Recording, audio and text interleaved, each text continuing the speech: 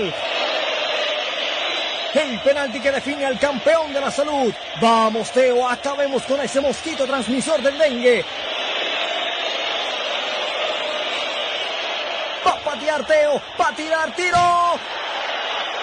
¡Golazo! Y ustedes también pueden ser campeones. Juntos eliminemos el dengue. Sigue las siguientes recomendaciones que te da la Gobernación del Atlántico y la Secretaría de Salud. Evitar los recipientes con agua estancada. Renovar el agua de floreros y bebederos de mascotas. Deshacerse de los objetos que puedan acumular agua al aire libre. Usar repelente, espirales y mosquiteros. Y ante la presencia de fiebre, dolores de cabeza, articulaciones o musculares, cansancio, erupciones en la piel, es necesario acudir al centro de salud más cercano. Una campaña de la Secretaría de Salud del Atlántico. Malambo Radio presenta Salud y Bienestar Social, un programa que busca educar a la comunidad para fortalecer y mejorar su estilo de vida.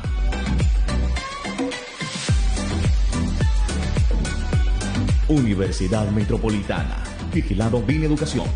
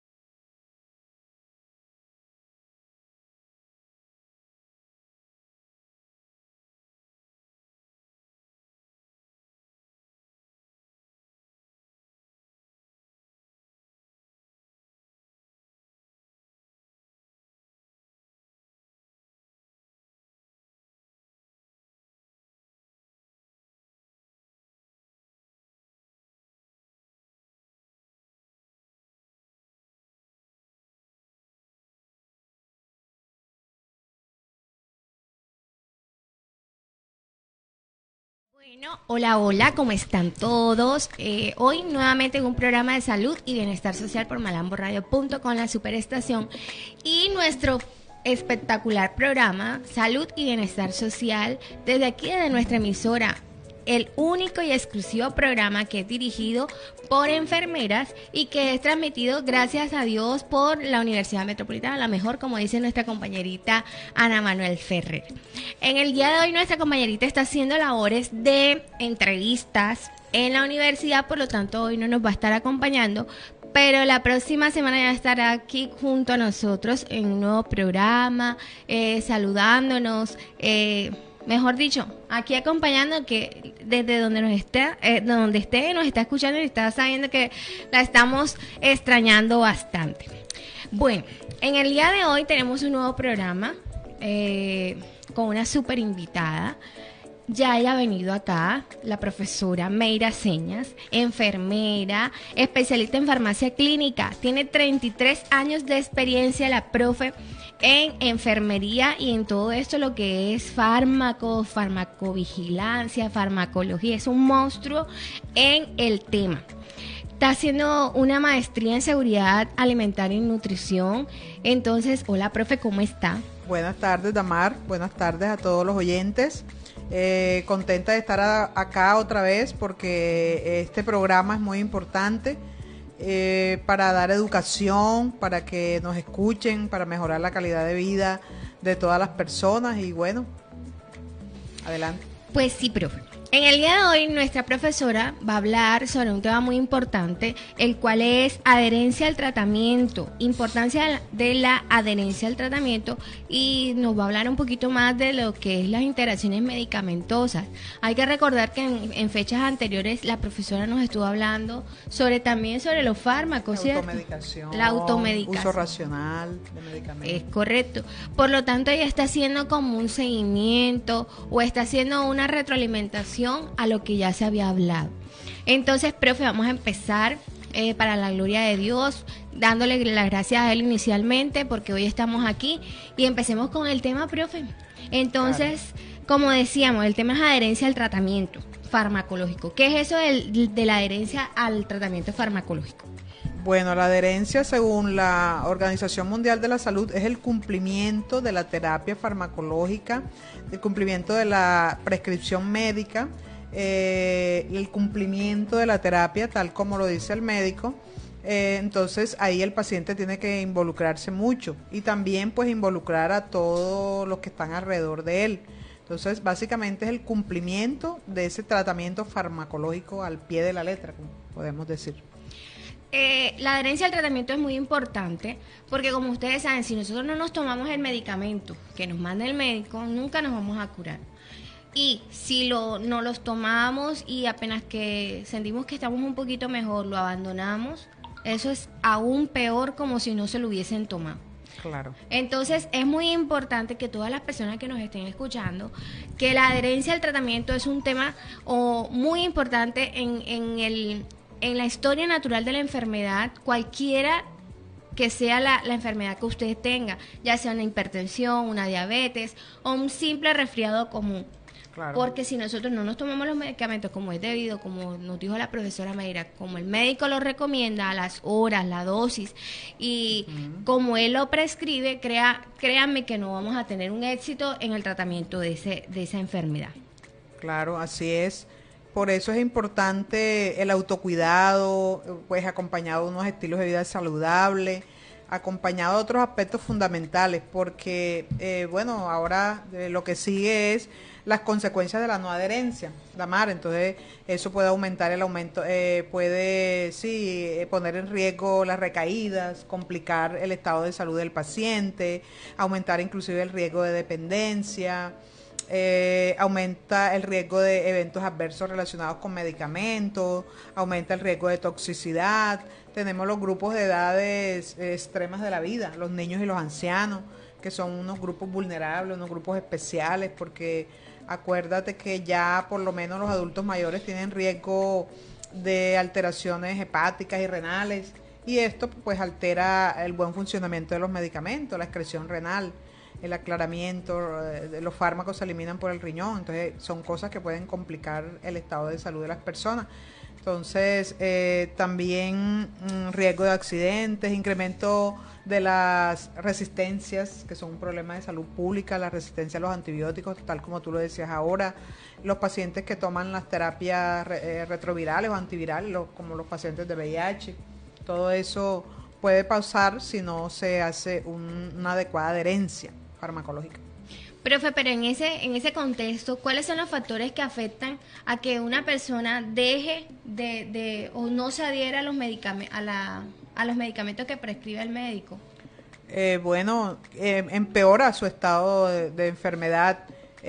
Como te dije, reacciones adversas.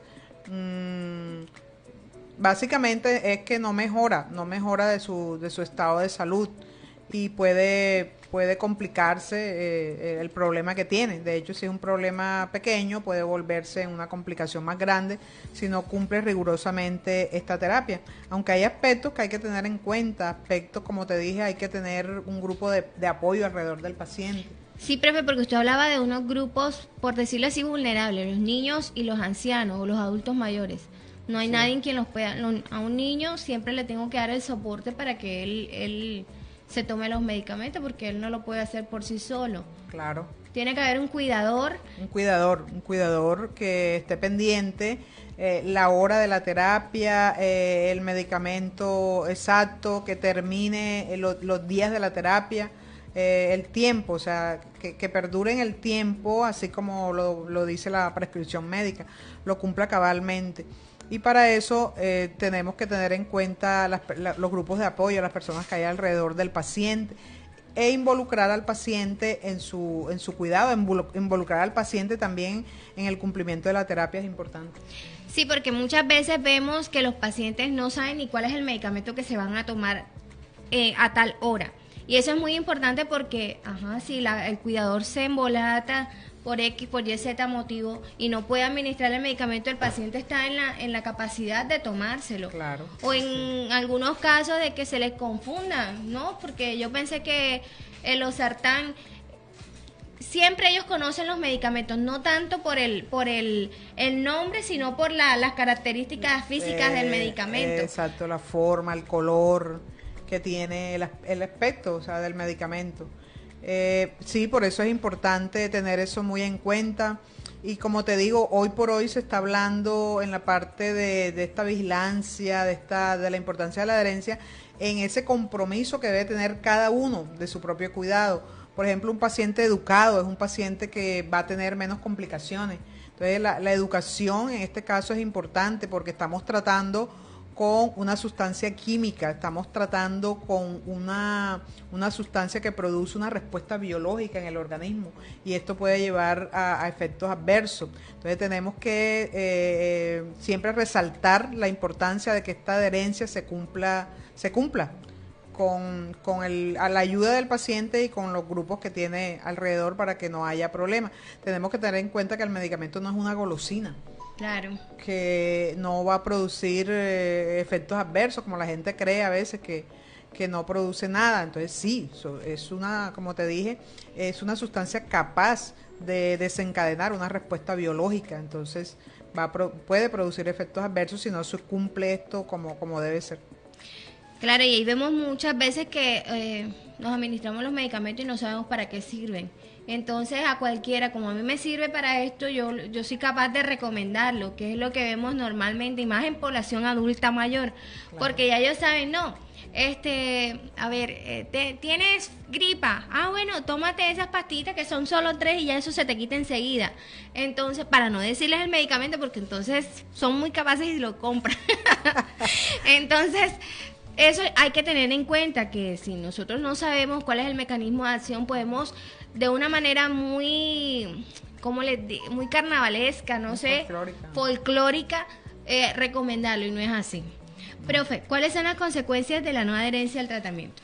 Bueno, sí, ahorita me adelanté un poquito. Tenemos hoy por hoy el problema de las resistencias bacterianas. Un problema grave con los antibióticos. Que las personas de pronto para un proceso viral se están tomando un antibiótico que no es para los virus, el antibiótico es para las bacterias, ¿verdad? El antibacteriano es para las bacterias.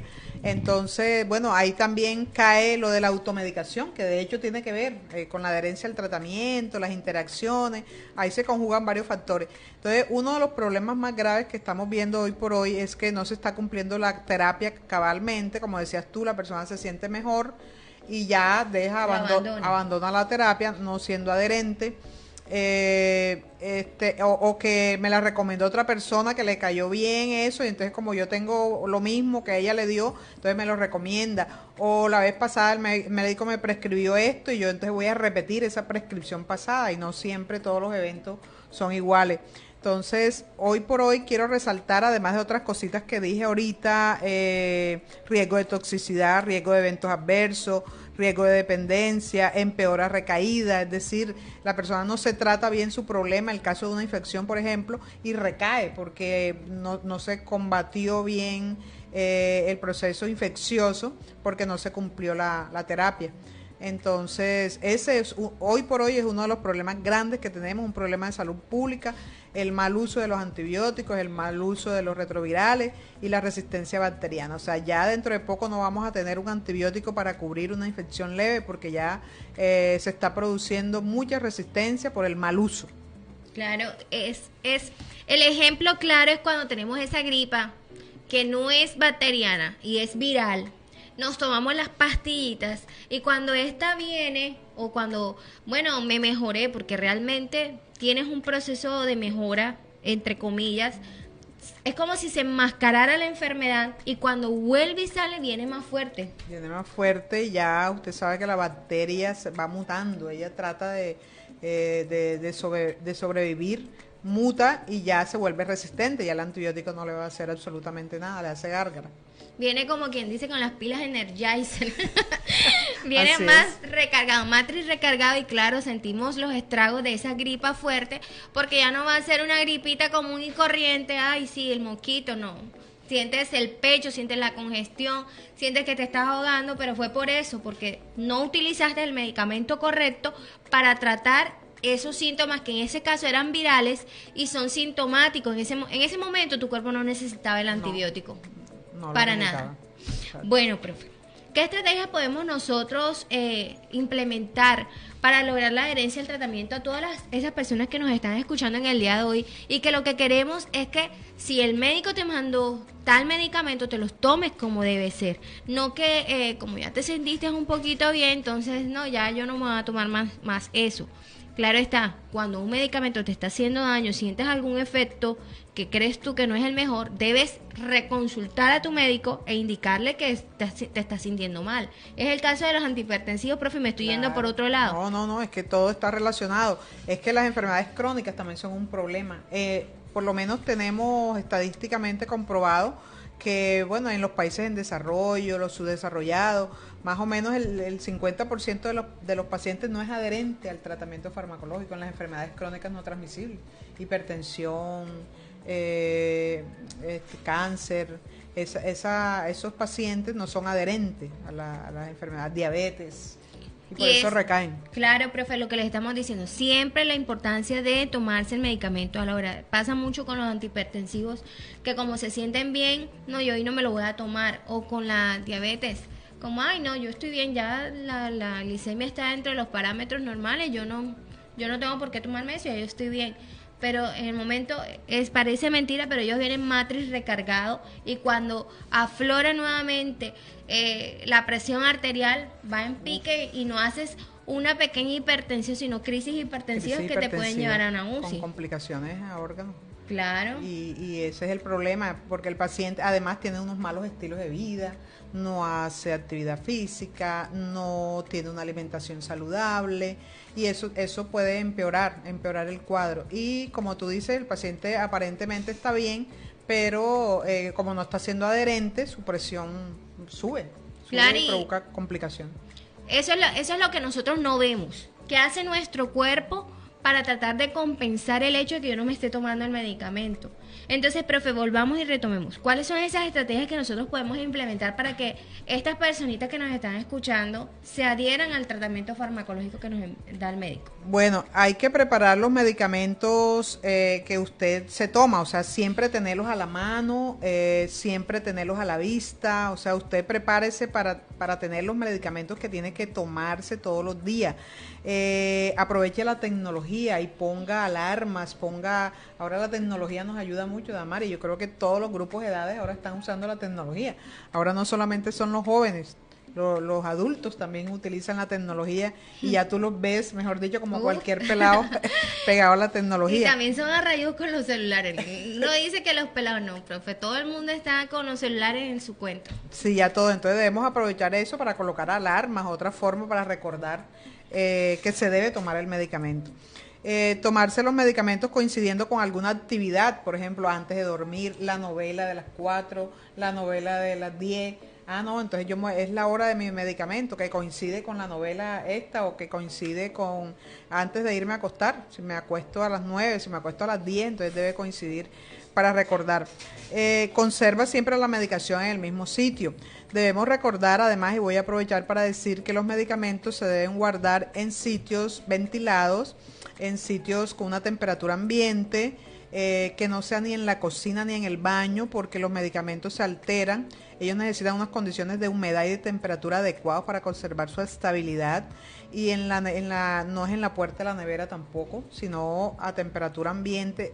El etiquetado es importante que lo lean siempre. Un paciente que esté informado es un paciente que va a tener menos complicaciones. Entonces, leer siempre la etiqueta del medicamento para que sepa, de pronto conserves en lugar fresco y seco, y hay algunos que necesitan temperaturas adecuadas, bueno, como la insulina. El que es diabético sabe que la insulina debe mantenerse en una temperatura entre 0, refrigerado hasta 8 grados centígrados. Déjate ayudar por alguien cercano, la importancia del apoyo familiar, de alguien que esté pendiente. Planifica tu tratamiento, o sea, siempre planificar, siempre estar pendiente. Otra cosa es que quería hablar también del uso de los pastilleros. De pronto leía que el paciente debe tener los pastilleros. Bueno, los pastilleros podrían ayudar, pero el medicamento necesita conservarse en el empaque donde que usó el fabricante, porque el fabricante sabe que ese empaque va a guardar las condiciones de estabilidad del medicamento y no se va a alterar. Entonces, el uso del pastillero no es tan recomendable en este caso si el medicamento va a estar afuera por mucho tiempo, porque va a estar expuesto a temperaturas altas, va a estar expuesto a contaminación. Entonces, es mejor guardarlo en el blister, en el empaque, en el embalaje, donde el fabricante lo saca, ¿no? Que por algo se saca ahí, y no se debe alterar este blister ni este embalaje que lleva el medicamento para conservarlo. Entonces quería aprovechar que siempre que se vaya a tener el medicamento, el botiquín o cualquier cosa, que se conserve en un sitio ventilado, en un sitio donde las temperaturas no sean tan altas y que no sea ni en la cocina, ni en la puerta de la nevera, ni en el baño, ni en la cocina.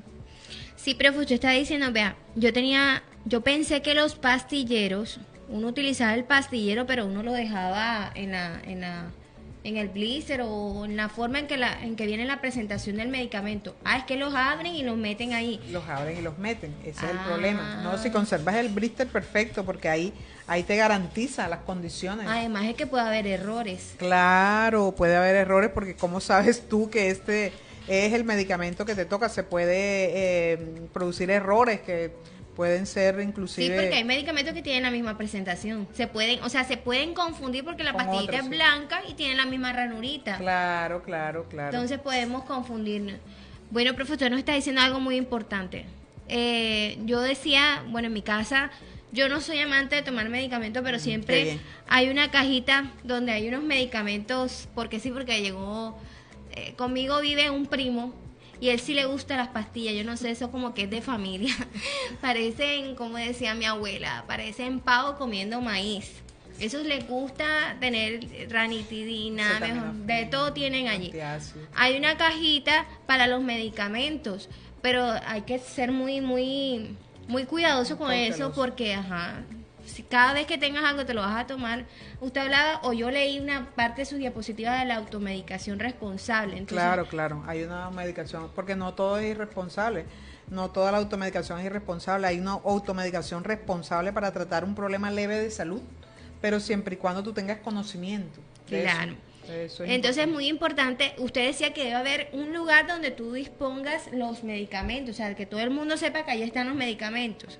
Cuando usted habla de los celulares en estos días o de los dispositivos móviles, que cualquiera puede ser una tablet, cualquiera, yo estuve viendo una película y era pacientes terminales, y ellos tenían una app donde una aplicación que les recordaba las horas de los medicamentos. O sea, no estamos fuera de contexto. No, ahora no es solo la alarma. No, hay otras cosas más sofisticadas. Es correcto. Aplicaciones que nos dicen te toca tal medicamento. También tendríamos que ver qué aplicaciones nos da Google, el doctor Google, para también tenerlas a la mano en caso de que se nos olviden los medicamentos. Y bueno, esas son unas recomendaciones, unas estrategias que nos está dando en el día de hoy la profesora Mayra para adherirnos o ser responsables con esta adherencia al tratamiento. Bueno, profe, ahorita hablamos de estrategias para mejorar la adherencia al tratamiento, pero usted también nos habla de unas herramientas para mejorar la adherencia. ¿Son Sí. las mismas o varían en algo? Varían en algo. Bueno, ahorita te hablaba de los cambios en los estilos de vida. Porque si tú tienes unos estilos de vida saludables, vas a utilizar menos medicamentos. Si es una enfermedad crónica, inclusive de pronto menos dosis del medicamento, menos dosis del antihipertensivo, menos cantidad de antihipertensivo. Vas a tener una buena alimentación porque sabemos que la alimentación es la base para conservar una salud adecuada. De hecho, bueno, las enfermedades crónicas, si es un paciente que tiene enfermedades crónicas y está llevando unos estilos de vida saludables, va a ser un paciente que va a tener menos complicaciones y como te digo, va de pronto a necesitar menos medicamentos.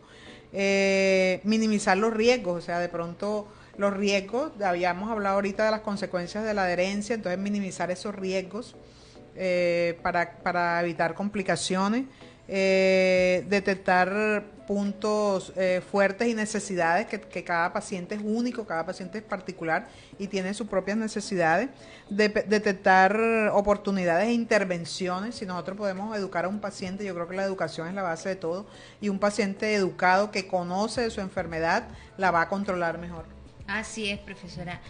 Aquí la información te hace que tengas el poder sobre tu enfermedad. Si tú estás informado sobre qué te estás tomando, créeme que vas a tener como vas a estar sensibilizado en el sentido de que no, yo me tengo que tomar el medicamento porque mira, si yo no me tomo este medicamento, este es el que me hace orinar. Porque que ya yo sé que ese medicamento que me están dando, ese medicamento para la hipertensión arterial que me están dando me ayuda a eliminar y por lo tanto no voy a estar hinchado. Así es. Entonces es muy importante, la información es muy importante en este proceso de salud-enfermedad o de pasar de una enfermedad a mejorar tu salud. Sí, le oía decir a un diabetólogo en una conferencia que la educación es mejor que cualquier terapia farmacológica. Claro, es que, bueno, hay unos pacientes que son muy responsables con esto, profesora, porque usted ve que están en la urgencia o están en cualquier servicio y ellos están preguntando qué me vas a administrar. Ah, ranitina. Ah, ya yo sé para qué es la ranitina. Sí, claro, sí, porque tanto medicamento que me estoy tomando me tienen que colocar un protector gástrico. Ya ellos están empoderados porque saben para qué sirven los medicamentos que le están administrando. Entonces, profe, ahí entramos en otro tema que son las interacciones medicamentosas, ¿cierto? Y que van muy relacionadas con la información que nosotros tengamos sobre los medicamentos que estemos recibiendo. ¿Qué es esto de interacciones medicamentosas, profe? Bueno, cuando el medicamento no cumple la acción adecuada porque se ve interferida por la acción de otro fármaco, de alimentos, de bebidas, de alcohol, de sustancias ambientales, es decir, un medicamento no cumple su acción efectiva porque se ve interferido por otra sustancia, que puede ser otro medicamento. Y hay una definición de un autor, de Stockley, que dice que una interacción se produce cuando los efectos de un fármaco son modificados por la presencia de otro fármaco, un preparado vegetal, un alimento o una bebida o alguna sustancia química ambiental. Entonces, hay unos factores definitivamente que inciden en esta interacción medicamentosa. Quería decirte que de pronto actualmente la sociedad actual es una sociedad medicalizada. Tomamos medicamentos para todo, consumimos medicamentos, todos los días. El caso de los enfermos crónicos, todos los días podemos considerarlo un bien social. Entonces, lo que tenemos que hacer es consumirlo bien, consumirlos adecuadamente, consumirlos racionalmente, porque te dije que esto no es un dulce, no es una golosina que no va a producir nada. Ellos tienen una respuesta biológica, son capaces de desencadenar una respuesta que va a llevar a eventos adversos que pueden ser inclusive mortales. Entonces, con esto no se juega. Esto es fundamental. Todo paciente debe tener un uso adecuado de estos medicamentos. Entonces, profe, allí voy nuevamente yo. Si yo sé qué medicamento estoy tomando o me estoy administrando, sé que no me tengo que tomar otros medicamentos en conjunto con él. Eso es lo malo. Concomitantemente. Que nosotros tomemos 3 pastillas al tiempo.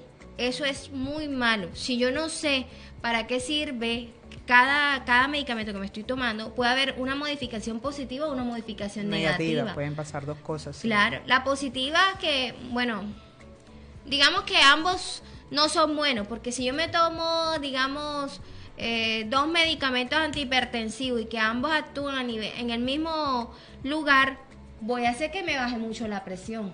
Ajá, puede haber una hipotensión, sí. O por el contrario, yo me tomo un medicamento que es para bajar la presión, pero me tomé a la vez otro medicamento y lo que hace es que me bloquea la acción de mi antihipertensivo, que sería algo negativo para nosotros. Algo negativo, y entonces la presión se dispara, se va a sube. subir, sí. Entonces los dos lados son totalmente malos, por decirlo de alguna forma, porque si me tomo 2 medicamentos que tienen el mismo mecanismo de acción, me voy a pique con la presión hacia abajo.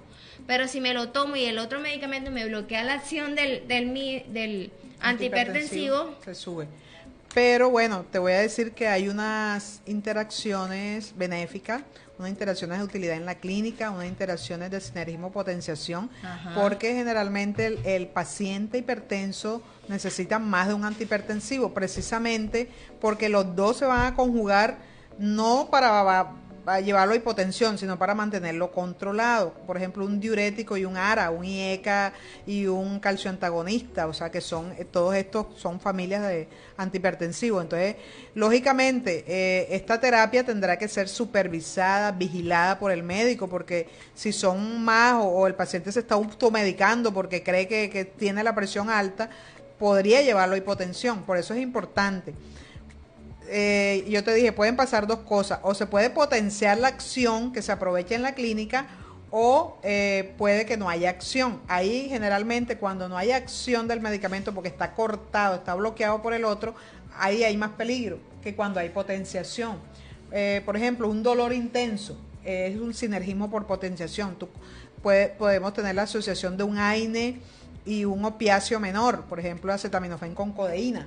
Te va a controlar el dolor porque es un dolor moderado. Ya de hecho, si es un dolor leve, pues el solo AINE te va a controlar el dolor. Pero si se utiliza esta interacción de potenciación, se llama sinergismo de potenciación. En la clínica es importante para controlar un problema de salud. Pero hay que aclarar, profe, que ya los medicamentos vienen así. Ya acetaminofén más codeína. No es que nosotros vamos comercialmente. Es correcto. A eso hago referencia, profe, porque muchas veces yo tenía a mi padre era doctor Chaqueta, sí. Y él o sea, yo no sé, él le encantaba tomarse los medicamentos, o sea, mezclaba los medicamentos como fuera. Tanto es que él se tomaba los sartán, metoprolol. Tenían 3 mecanismos de acción distintos. Para controlar la presión. Pero de todas formas estaba sinergizando demasiado, o sea, sí, potenciando. O sea, yo realmente, haciendo acá una catarsis, yo realmente no sé, yo sé que mi papá se infartó, pero yo realmente no sé qué se tomó él, porque nosotros cuando llegamos a mi casa, que lo encontramos un poco de pastillas en la mesa.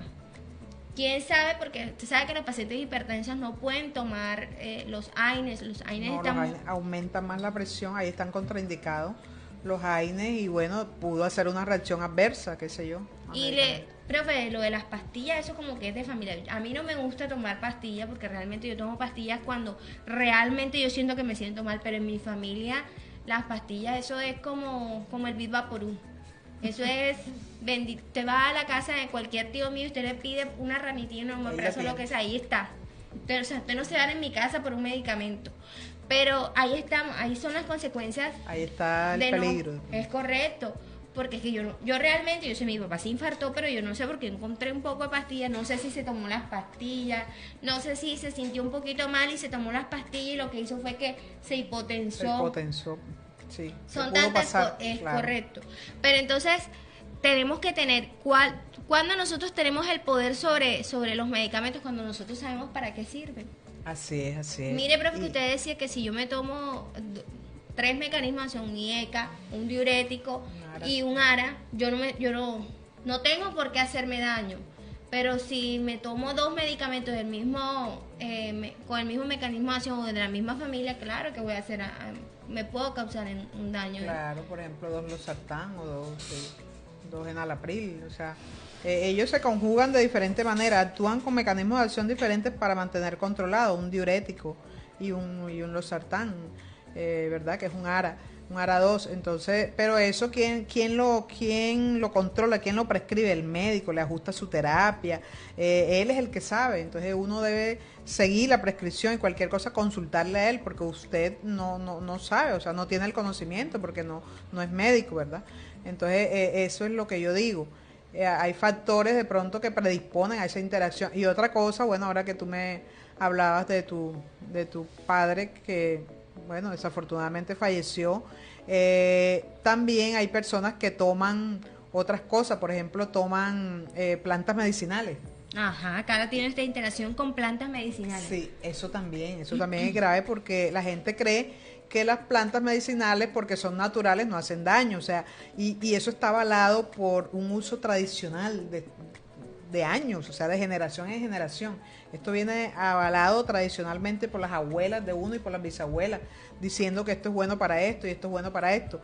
Sí, de hecho se les debe reconocer su poder curativo, porque de hecho la tienen, pero no es que sean inocuas, no son inocuas, ellas producen daño también. Si usted está tomando un anticoagulante como la warfarina y está tomando, por ejemplo, jugo de pomelo, eso le puede interferir porque eso tiene una sustancia y unos principios activos que podrían bloquear la acción de este medicamento y podría predisponer al paciente a reacciones adversas, ¿verdad? Porque el medicamento no está cumpliendo la función.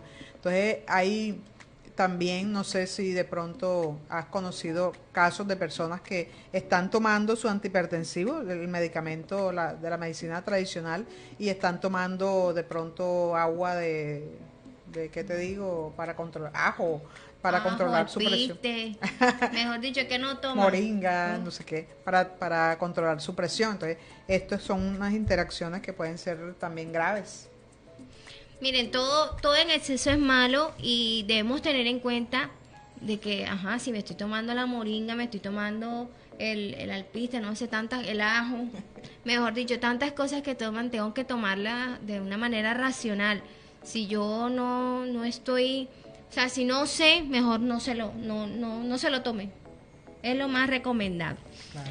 Bueno, profe, ya nosotros agotamos por acá cuáles son los factores que contribuyen a las interacciones medicamentosas. Usted me puede corregir si no.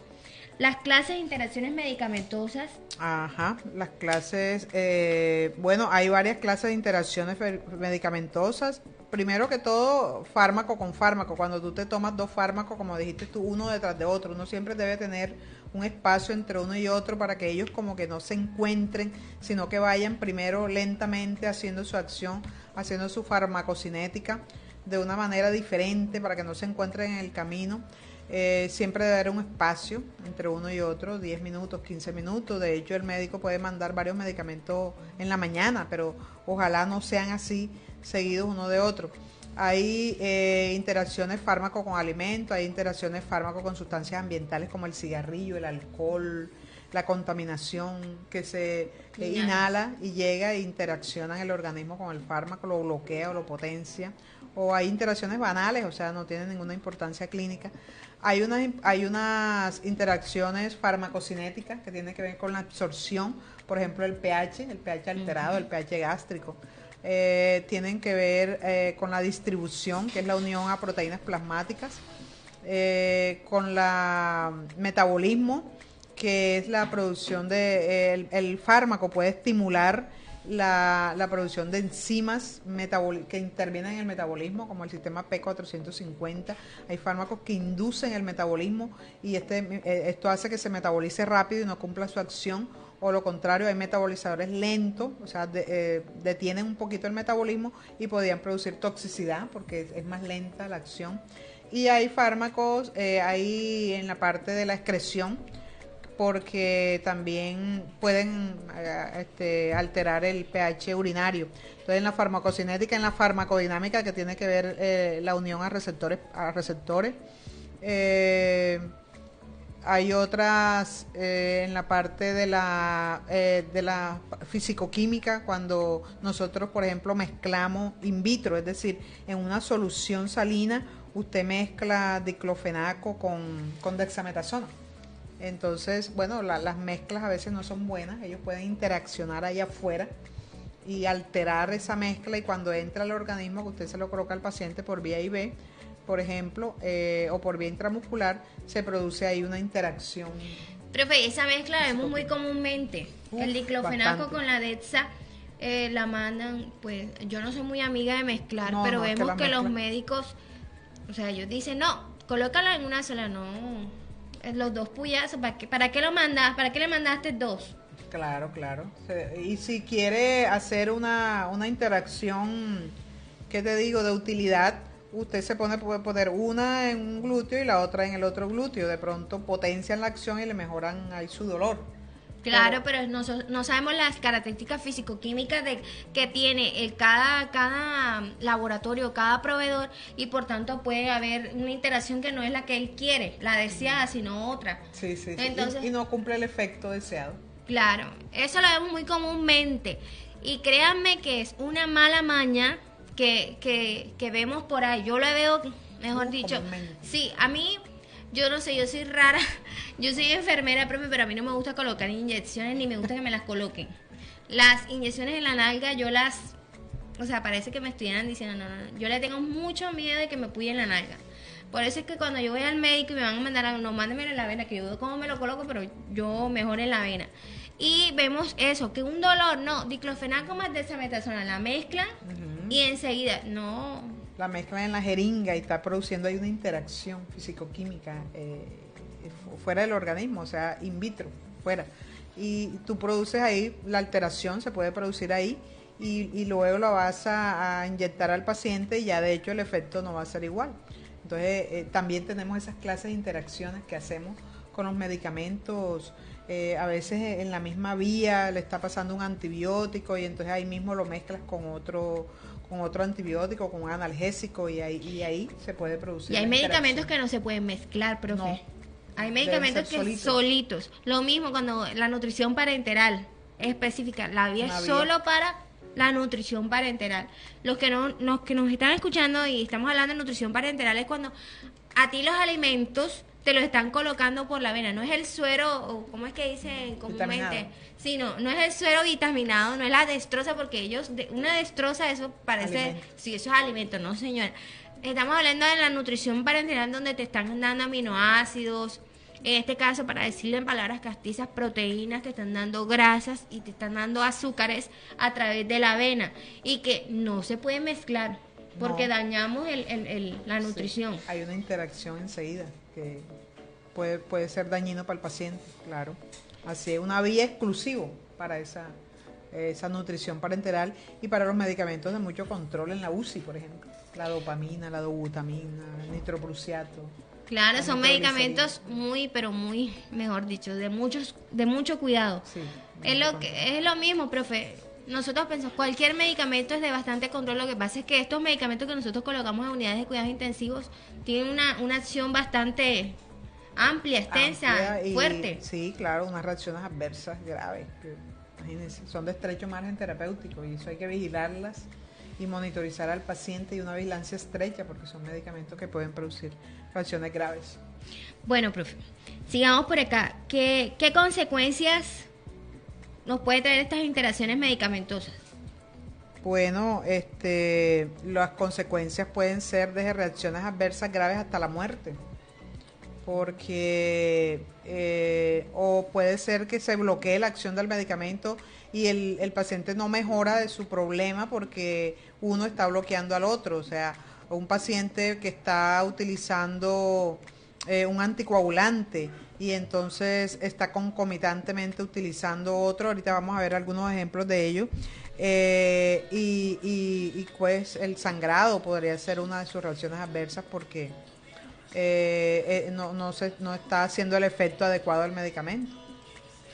Bueno, profe, esas serían unas consecuencias dentro de un sinnúmero de consecuencias que podrían tener las interacciones medicamentosas.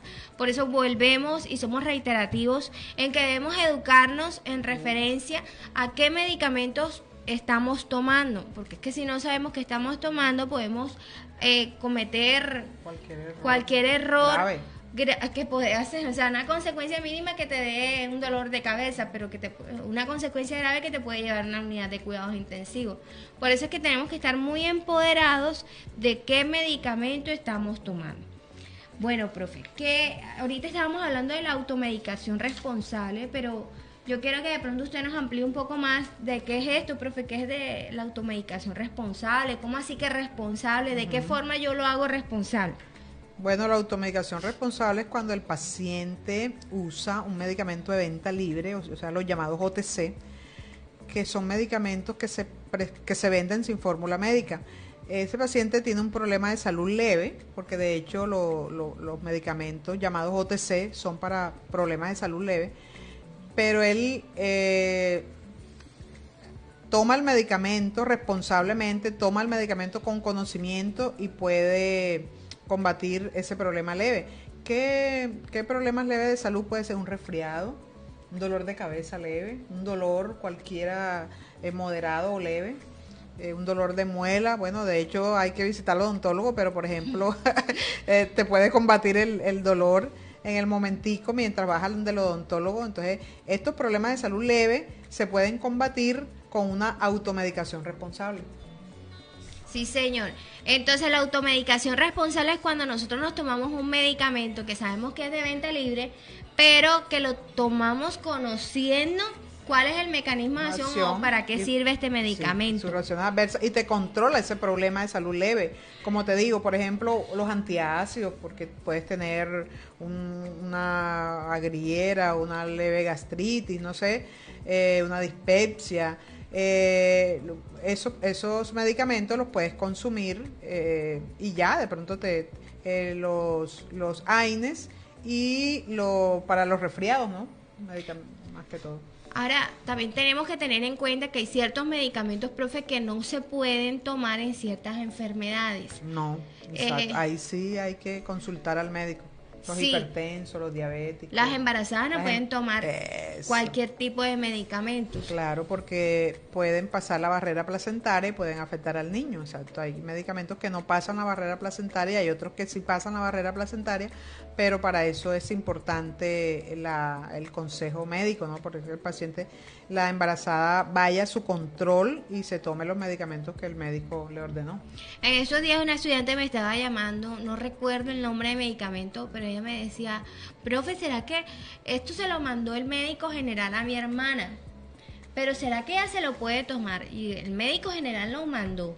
¿Está en embarazo? No, profe, ella no está en embarazo, acaba de dar a luz. O sea, le está dando lactancia materna al bebé. Pero, profe, yo no sé si el bebé puede, o sea, si lo puede tomar porque el bebé está recibiendo leche materna. Yo lo primero que le dije, tienes que ver si el medicamento tiene alguna consecuencia o se excreta a través de la leche materna. Leer el prospecto del medicamento. Y de hecho, profe, yo busqué el medicamento, ahora no lo recuerdo cuál es, pero el medicamento se excretaba a través de la leche materna y afectaba los factores de coagulación. Ya me acuerdo. La muchacha estaba sangrando, entonces le estaban mandando ese medicamento para que dejara de sangrar. Pero el que recetó el medicamento no era el ginecólogo, sino el médico general. Yo dije, bueno, si el ginecólogo lo mandó, le debió decir a ella qué restricciones le iba a tener con el bebé, porque se afectan los factores de coagulación. Y el niño que es vulnerable, tiene que haber inmadurez hepática, inmadurez. Entonces, tenemos que ser, es que, vuelvo y lo digo, nosotros así nos manden cualquier cosita, así sea una simple vitamina C, uno debe saber para qué sirve la vitamina C, y que la vitamina C no podemos tomarnos todo las 10 pastillitas, el blister que vienen por 10, me lo voy a tomar en el día, no. Una diaria, si acaso. Es correcto. Bueno, profesora, ¿qué importancia tiene la educación al paciente? Bueno, definitivamente un paciente educado es un paciente que controla su salud. Es un paciente empoderado, como decías ahorita, y es un paciente que va a tener menos reacciones adversas al medicamento. Un paciente que lee el prospecto del medicamento, que ve el etiquetado del medicamento, donde habla de las reacciones adversas, donde habla de los efectos secundarios. Es un paciente que va a tener menos complicaciones en su salud. Eso es la importancia grande que tiene un paciente educado. Y de hecho nos falta más relación médico-paciente. Es que el médico debería explicarle después de la fórmula médica cada uno de las reacciones adversas, pero pregúntame si aquí se hace eso. Ahora lo que estoy viendo es que el médico, porque había muchos errores al momento de que con esa letra un poco melodiosa que ellos tenían, sí. Ahora están tratando de escribir un poquito mejor, y si escriben así un poquito embolatado, lo que hacen es que le recuerdan, mire que esta es ranitidina y se la va a tomar cada tanto. O sea, ellos tienen esa precaución, pero no les indican para qué sirve. Eso que usted nos está diciendo, esa educación que es tan importante, hace falta en esa consulta externa, pero hay que tener en cuenta que ellos solo tienen 15, 20 minuticos para... Nuestro sistema no está de pronto hecho, en esa cultura. No está en esa cultura, deberíamos tenerlo. Y acuérdate también que nuestro sistema va para la parte de atención primaria, y deberíamos educar a esa paciente que está ya en la comunidad, de pronto que no consulta, sino que está ya automedicándose. También deberíamos llegar a la comunidad con esta educación. Bueno, profe, ¿qué recomendaciones le damos a toda la audiencia, a todas las personas que nos están escuchando en el día de hoy, en este tema de adherencia al tratamiento y de la importancia de no automedicarnos de forma... Bueno, yo le diría a la comunidad que los medicamentos no son golosinas, que los medicamentos son una cosa seria. Los medicamentos son sustancias químicas que son capaces de modificar una acción, de desencadenar una respuesta. Entonces hay que consumirlos con mucha precaución, leyendo el etiquetado. Tenemos que tener un paciente informado. Usted debe consultar sobre el medicamento, porque de hecho tenemos pacientes que toman varios medicamentos al día. Entonces es importante que usted sepa lo que está tomando y para qué es lo que está tomando. Así vamos a evitar consecuencias graves en su salud. Vamos a tener, debe también usted, amigo oyente, mejorar sus estilos de vida, comer sano, ingerir frutas y verduras, tener un peso adecuado, caminar si es posible, y eso va a controlar su estado de salud también. Si usted es hipertenso, si usted es diabético, si usted tiene una artritis, de pronto la alimentación también va a ser fundamental para mejorar y controlar su estado de salud. Acuérdese que a veces el paciente, la polimedicación, hay pacientes polimedicados, entonces usted se ayudará mucho con esos estilos de vida saludables y teniendo conocimiento de su enfermedad y conocimiento del medicamento que se está tomando. Y ojo con los medicamentos a base de plantas medicinales, que no es que vayamos a decir que no tienen propiedades. Sí tienen propiedades muy buenas, pero tenemos que usarlas racionalmente, porque también tienen principios activos como los que tiene cualquier medicamento, que podría empeorar su estado si hace una interacción medicamentosa. Es decir, si concomitantemente con el medicamento que usted está tomando está produciendo una interacción que puede ser dañina para su salud, entonces también debe tener precaución con eso. Bueno, con estas últimas recomendaciones que nos da la profesora Mayra Señas, óiganlo bien, la profesora Mayra Señas, especialista monstruo en farmacología. Gracias. En el día de hoy hemos terminado, como lo diría mi compañerita Ana Manuel, ha sido un tema muy productivo. Y Así es. esperamos que la profesora Mayra vuelva nuevamente acá, que nos acompañe. De hecho, tiene un tema de investigación que debe socializarlo acá con nosotros y que próximamente la vamos a tener acá, con el favor de Dios. Gracias. Bueno, profe.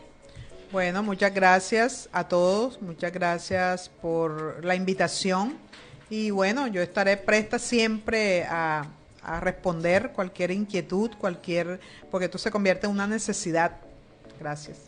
Bueno, si usted tiene alguna inquietud con respecto al tema de hoy o nos sugiere un nuevo tema para nuestro programa, aquí están nuestros canales abiertos a través de Facebook, a través de YouTube, a través de nuestra línea telefónica en la cual usted se puede comunicar y puede decir cuáles son sus inquietudes, sus sugerencias con respecto a los temas del día. Los esperamos nuevamente con una nueva temática, con un super programa la próxima semana de salud y bienestar social por aquí por malambo.com. Entonces nos vemos, chao, chao.